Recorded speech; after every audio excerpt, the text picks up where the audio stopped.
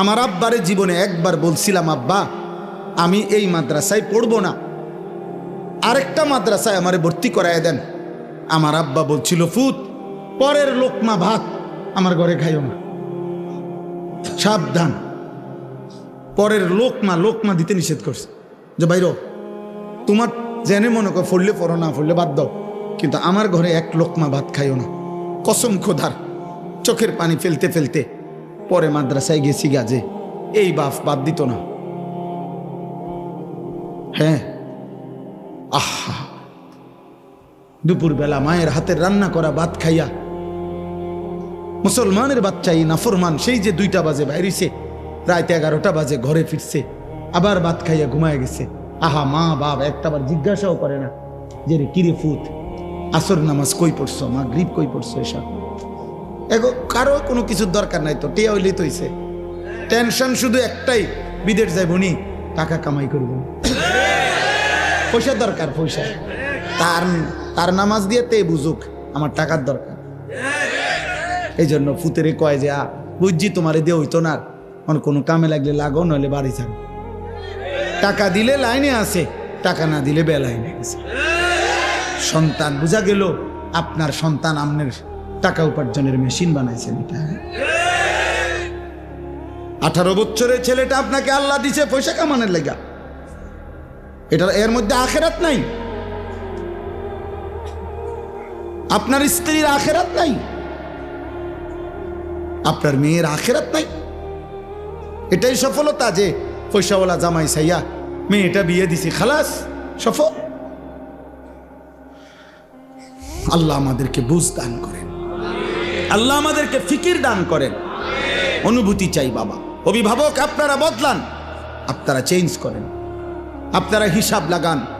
এই সমাজ এমনি ছেড়ে দিলে হবে না, আগামী প্রজন্ম নিরাপদ থাকবে না।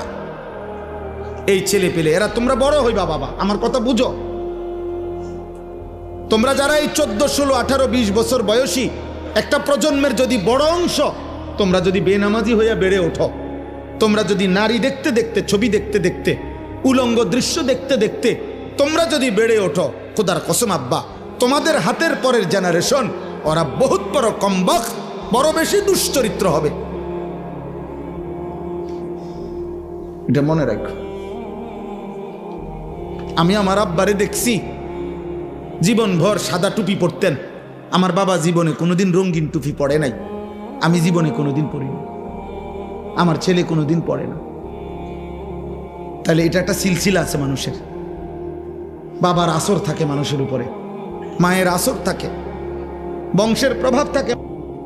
তাহলে তোমার আমার ভাই, তোমরা যখন বড় হবা, আল্লাহ চাহে তো আল্লাহ তোমরা হায়াত দিক, তোমরা বিবাহ করবা, তো তোমাদের বিবাহের পরে আল্লাহ যদি তোমাদেরকে সন্তান দেয়, তো তোমার এই আখলাকের উপরে তোমার সন্তান কি হবে?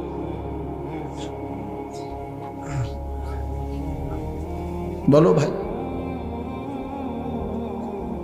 একটা ছেলে ভাইব, আল্লাহ তৌফিক দান করে। চলেন এই আয়াতগুলোর অর্থ শুনুন। আল্লাহ তাআলা বলেন সূরা কাসাস 28 নম্বর সূরা, দেরি করব না, শুধু অর্থ বলবো।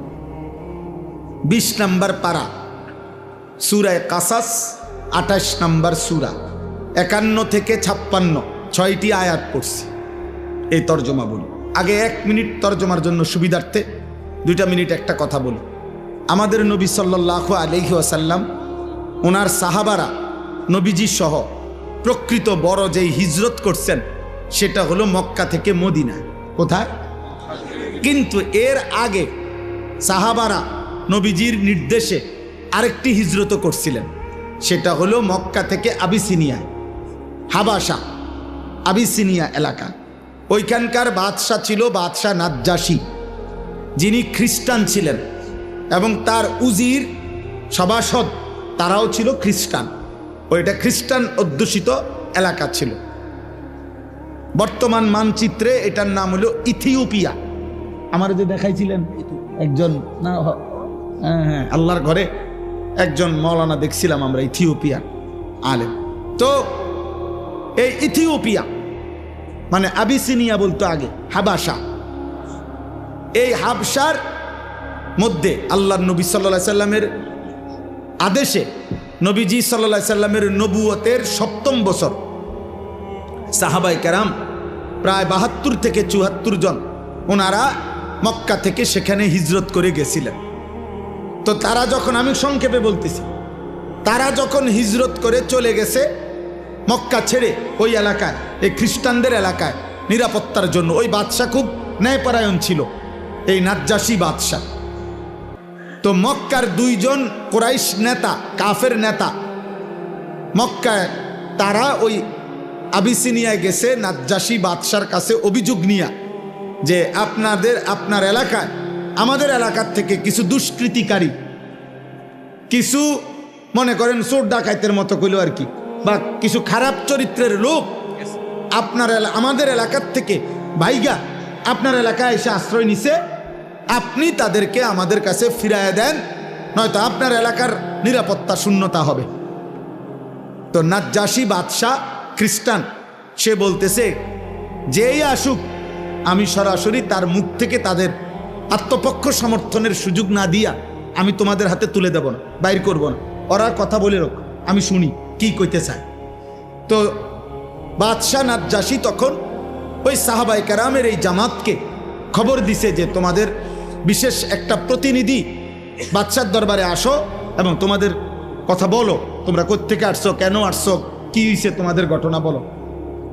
এখন ৭২ জন সাহাবীর পক্ষ থেকে রাসূলুল্লাহ সাল্লাল্লাহু আলাইহি ওয়াসাল্লামের আপন চাচাতো ভাই হযরত জাফর ইবনে আবি তালেব রাদিয়াল্লাহু তাআলা আনহু, জাফর এই মুতার যুদ্ধে যিনি শাহাদাত বরণ করছিলেন, নবীজির আপন চাচাতো ভাই, মানে আলী রাদিয়াল্লাহু তাআলা আনহুর ভাই জাফর, এই উনি নেতৃত্ব দিয়ে আরো 10-12 জন নিয়ে বাদশার দরবারে আসছে। আয়েশা বাদশাহ এবার বলছে যে এই 2 জনকে চিনো? বলছে হ্যাঁ চিনি, ওরা আমাদের এলাকার, ওই যে কুরাইশ যে কাফের 2 জন আইছে না, ওরা, ওদেরকে চিনো? হ্যাঁ চিনি, আমাদের। আচ্ছা, এখন তোমরা কেন আসলা এই এলাকায়, আর তোমরা কি ছিলা, কি হইল, কেন আইলা? তখন তাফসীরের মধ্যে আছে হযরত জাফর ইবনে আবি তালিব রাদিয়াল্লাহু তাআলা আনহু একটা লম্বা ভাষণ দিছে এই বাদশার দরবারে। বলেছে, বাদশাহ আমরা চরিত্রহীন ছিলাম, লম্পট ছিলাম, নারী, জিনা, ব্যভিচার, মদ, জুয়া, হত্যা, খুন, চুরি, ডাকাতি, রাহাজানি, মারামারি, হানাহানি, এই ছিল আমাদের জীবন। আমরা এটাই করতাম। আমাদের জীবন ছিল নারী, নেশা, মারামারি, এই 3 জিনিস এবং যাবতীয় পাপ।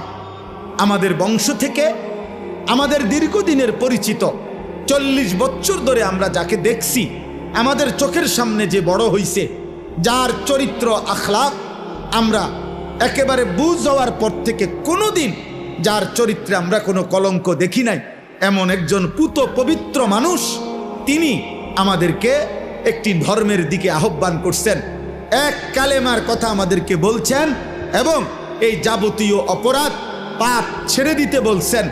তা আমরা আল্লাহকে মেনে ওই নবীর কথা অনুসরণ করে আমরা আগের যত মন্দ অভ্যাস এগুলো ছেড়ে দিছি এবং এখন আমরা আল্লাহর ইবাদত করি, আমরা মানুষের হক আদায় করি, ইনসাফের উপরে চলতে থাকি, এই আমাদের অপরাধ।